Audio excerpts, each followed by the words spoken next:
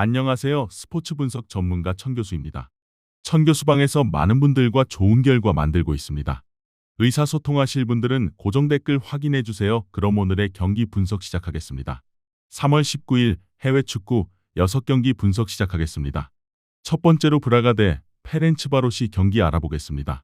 먼저 리그 페이지 6위로 순항하던 브라가는 1차전 헝가리 원정에서 충격적인 0대2 패배를 당하며 벼랑 끝에 몰렸다. 역전을 위해서는 최소 2골이 필요한 상황에서 브라가는 홈구장 특유의 압도적인 분위기를 적극 활용할 것이다. 팀의 심장 리카르도 호르타는 이번 시즌 UEL에서도 탁월한 기회 창출 능력을 보여주고 있으며 최전방 공격수 델가도가 초반부터 강력한 압박으로 선제골을 노릴 것이다. 브라가는 이번 시즌 홈에서의 화력이 상당히 좋은 만큼 초반부터 강하게 압박하며 빠르게 경기 주도권을 가져올 것이다. 이어서 이에 맞서는 페렌츠바로시는 1차전 안방에서 거둔 2대0 완승으로 매우 유리한 고지에 올랐다. 페렌츠바로시는 2차전에서 무리한 공격보다는 두 줄 수비를 기반으로 한 실리적인 역습 전술을 들고 나올 것이 자명하다. 빠른 공수 전환과 역습 전개를 통해 잠보 그루버가 문전 앞에서 결정력을 발휘해야 한다. 1차전 선제골의 주인공 카니초프스키와 쐐기골의 주인공 조셉의 활약에도 다시 한번 기대를 건다. 페렌츠바로시는 헝가리 클럽으로서 오랜만에 유럽 대항전 8강이라는 대업을 달성하기 위해 원정에서의 질식 수비에 사활을 걸 것이다. 두 골의 여유를 가진 페렌츠바로시의 질식 수비와 뒤가 없는 브라가의 무한 파상 공세가 충돌하는 양상으로 전개될 것이다. 전술적으로는 브라가의 에이스 리카르도 호르타가 상대의 촘촘한 두 줄 수비를 얼마나 창의적인 패스로 해체하느냐가 핵심이며 페렌츠바로시는 브라가가 라인을 올렸을 때 발생하는 광활한 뒷공간을 단 한 번의 역습으로 파괴하려 할 것이다. 브라가가 홈팬들의 압도적인 응원을 등에 업고 경기를 주도할 것이 확실시된다. 이번 경기 브라가 승을 추천합니다. 핸디 언어버 및 최종 조합은 고정 댓글 링크를 통해 가족방에서 확인해주세요. 두 번째로 바르셀로나 대 뉴캐슬 경기 알아보겠습니다. 먼저 리그 페이지 5위로 순항하며 전통 강호의 면모를 되찾은 바르셀로나는 이번 시즌 한지 플릭 감독 체제에서 한층 더 빠르고 직선적인 축구를 구사하고 있다. 1차전 원정 무승부로 유리한 고지를 점한 바르셀로나의 최대 무기는 단연 세계 최고의 재능으로 거듭난 라민 야말과 노련한 해결사 로베르트 레반도프스키다. 특히 부상에서 돌아와 중원의 사령관 역할을 완벽히 수행 중인 가비와 페드리의 창의적인 패스워크는 뉴캐슬의 거친 압박을 무력화할 핵심 열쇠다. 부분 개장 후 관중 수용력을 높인 캄노우의 압도적인 분위기는 바르셀로나가 초반부터 파상 공세를 퍼붓는 원동력이 될 것이다. 이어서 이에 맞서는 뉴캐슬은 리그 페이지 12위로 플레이오프를 거쳐 올라왔지만 단기전에서의 저력은 이미 검증을 마쳤다. 에디 하우 감독은 바르셀로나의 높은 수비 라인을 공략하기 위해 앤서니 고든의 돌파력을 적극 활용할 것이다. 1차전에서 득점포를 가동한 하비 반스의 활약에도 기대를 건다. 다만 중원의 핵심 브루노 기마랑이스를 비롯해 마일리, 셰어, 크라프트까지 핵심 선수들이 대거 출전할 수 없다는 것은 치명타다. 뉴캐슬은 원정 다득점 원칙이 폐지된 만큼 1차전 결과에 연연하지 않고 끈질긴 진흙탕 싸움을 준비하고 있다. 바르셀로나의 정교한 점유율 및 전방 압박과 뉴캐슬의 폭발적인 전환 및 실리 축구가 정면으로 충돌하는 양상이 될 것이다. 전술적으로는 바르셀로나의 윙어 라민 야말이 뉴캐슬의 측면을 얼마나 효과적으로 흔드느냐가 핵심이며 뉴캐슬은 바르셀로나가 라인을 극단적으로 올렸을 때 발생하는 광활한 뒷공간을 고든의 속도로 공략할 것이다. 끝내 객관적인 스쿼드 퀄리티에서 우위를 점하는 바르셀로나가 홈팬들의 열광적인 응원을 등에 업고 2차전서 승리를 거둘 것이다. 이번 경기 바르셀로나 승을 추천합니다.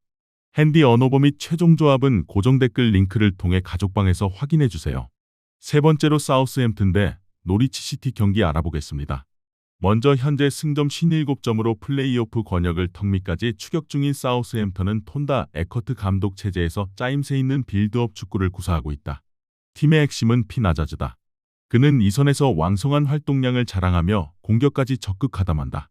지난 주말 경기에서 골맛을 본 마츠키와 다운스의 활약에도 기대를 걸며 수문장 다니엘이 버티는 최후방도 든든하다.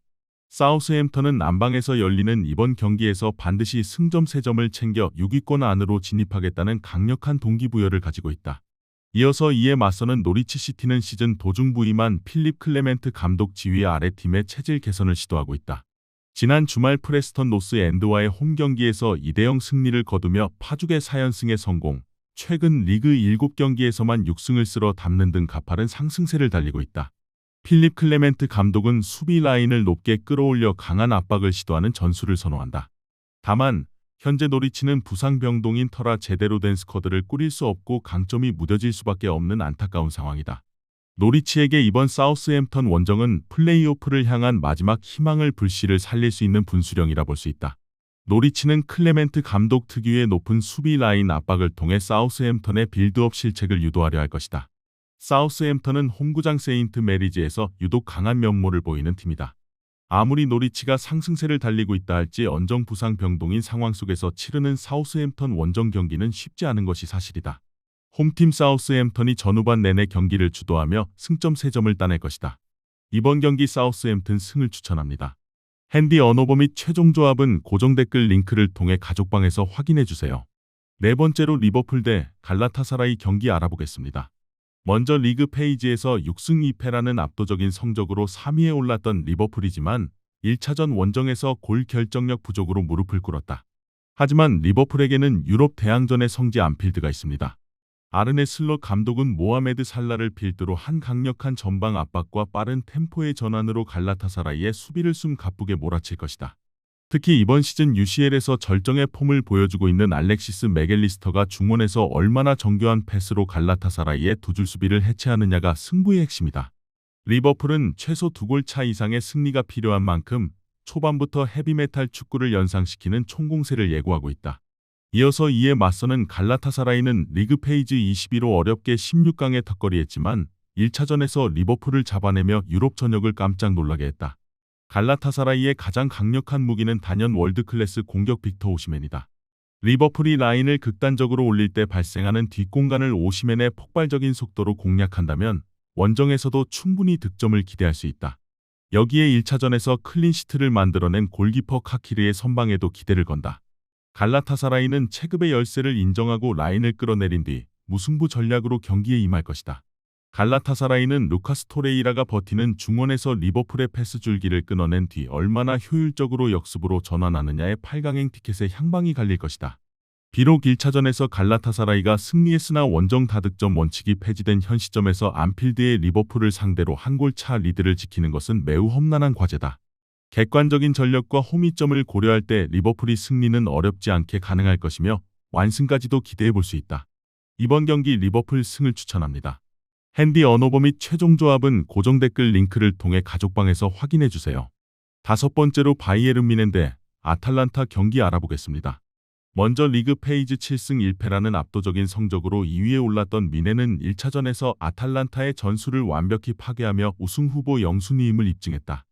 해리 케인은 이번 시즌 UCL 득점왕을 향해 무서운 기세로 질주 중이며 중원의 설계자 자말 무시알라의 창의성은 절정에 달해 있다. 특히 코리안 몬스터 김민재를 중심으로 한 수비 라인은 아탈란타의 파상 공세를 막아내기에 충분하다. 5골 차의 여유가 있지만 뮌헨은 홈팬들 앞에서 고삐를 늦추지 않고 특유의 압도적인 점유율 축구로 아탈란타의 의지를 꺾으려 할 것이다. 이어서 이에 맞서는 아탈란타는 1차전 안방에서의 참패로 8강 진출 가능성이 희박해졌지만 특유의 공격적인 색채를 버리지 않을 전망이다.